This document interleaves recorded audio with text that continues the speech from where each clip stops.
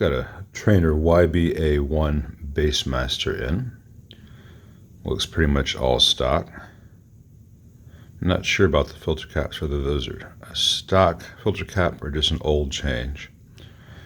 It's almost all stock. The heater balance resistors were changed out at some point, and the old ones look like they burned. There's some toasty bits there. And the owner put some new tubes in it, some 6CA7s, and said it be rebiased. And complained that the volume pots go from nothing to loud. And Trainer volume pots do that. They use linear tapers, I think, so that they be louder than the other amps in the guitar store. And you think the amp is that much louder than everything else. It's not. It just gets louder faster on the volume range. So I will call the owner and see if he would like me to replace those linear tapers with some audio tapers so he can turn it on without going deaf. Because literally it goes from nothing to deaf.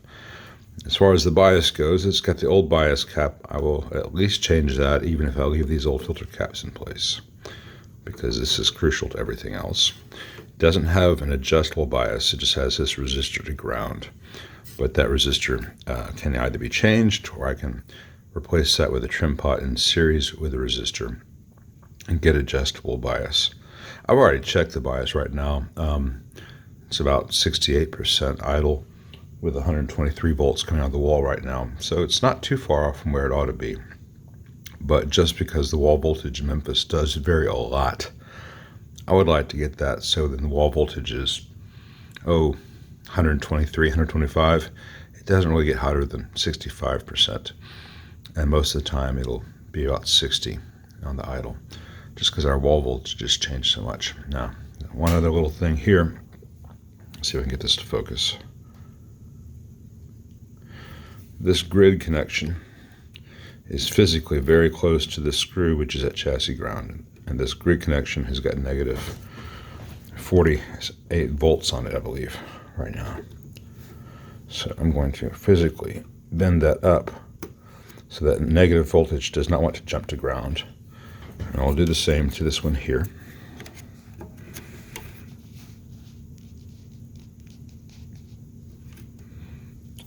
Because that is an easily preventable, predictable failure mode.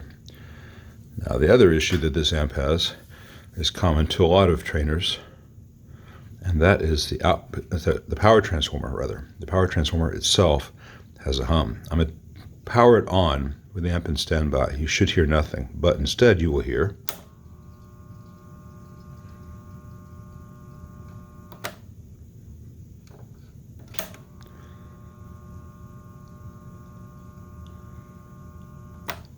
Now, that's fairly common for these Trainers. I will talk to the owner. For some people, it's a deal breaker. For some people, it doesn't matter because, you know, the amp's going to be so loud and the mic's going to be on the cab, not anywhere near the head. And it's not really a problem as long as the transformer isn't getting hot when it's being used. Sometimes if a transformer's got loose laminations, it starts to draw too much current and gets hot. I'll test that, but most of these Trainers, the transformers are noisy, but they work just fine. So we're looking at changing the bias cap, making the bias either adjustable or just a little bit cooler than it is now with the increase in wall voltage. Kind of monitor the stock power transformer, just make sure it doesn't get hot.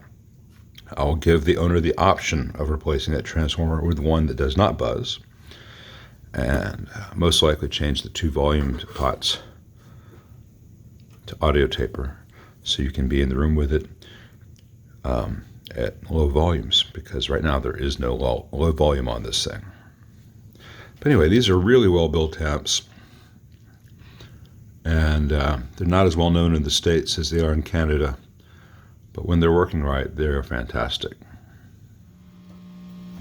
Well, it turns out that it does need new filter caps. While there's not a big obvious hum, which is, you know, the most commonly known sign of a filter cap needing to be replaced, the amp does have ghosting.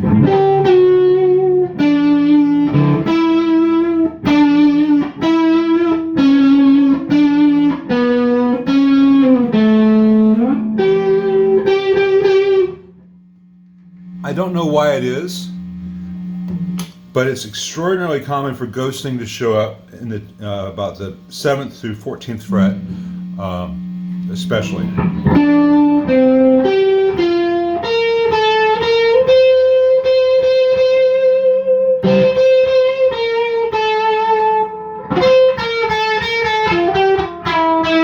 It's not as apparent on the bridge, but you go to the neck.